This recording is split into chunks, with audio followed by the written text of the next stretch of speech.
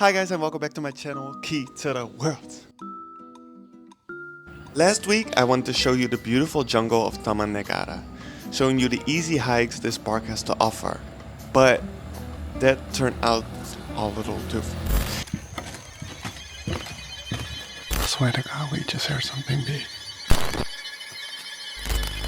This was supposed to be easy.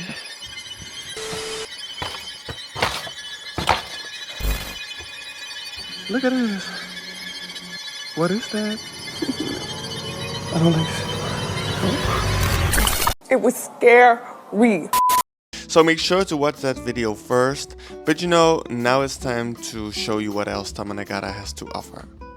Activities that are very low key and low effort for real this time. In the description you can read how to reach this national park from Kuala Lumpur. But when you arrive in the oldest and biggest national park of Malaysia, this is what you can expect. Most people choose to stay in Kuala Tahan, which is the main gateway village to reach the park. Now this village is very small and very much focused on tourism, so it mostly consists of restaurants and guest houses. I don't think I mentioned this in my last video, but from the village you have to take the boat to the other side of the river to reach the national park, and there you buy a permit to actually go into the national park. The permit is actually extremely cheap, it's only 1 ringgit per person and 5 ringgit additional if you want to bring your phone or camera. But if it's you and your phone, it translates to just over €1. I filmed this video in the weekend and as you can see it's quite packed with scooters and cars. And that's because it's also a popular spot for local tourism. So if you want a more quiet experience, I would avoid the weekends. In the village there's not much more to do than eat, and for that I would recommend Tamannegara Floating Restaurant and Sunset River View Cafe, where the sunsets were actually stunning. But now let's get into some activities besides the hikes in the national park and the canopy walk, which is currently closed by the way, you can do from here. You can actually book the activities in advance or in the village. There wasn't really a price difference that I noticed, so do as you please, but you can choose between tours like a night walk, a night boat tour, rapid shooting and a boat cruise combined with a visit to Lata Berko waterfall and the famous giant tualang tree.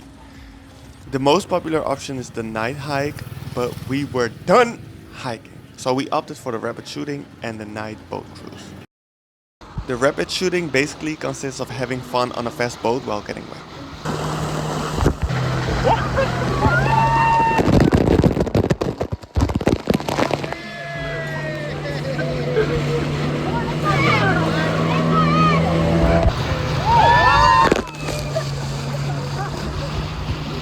You also make a stop at Orang Asli village, which is a village of the indigenous people in the region, and there are actually many villages like this in this region, but I'm never a fan of visiting this kind of villages because it always feels a bit exploitative to me, but I do have to admit it was also pretty informative.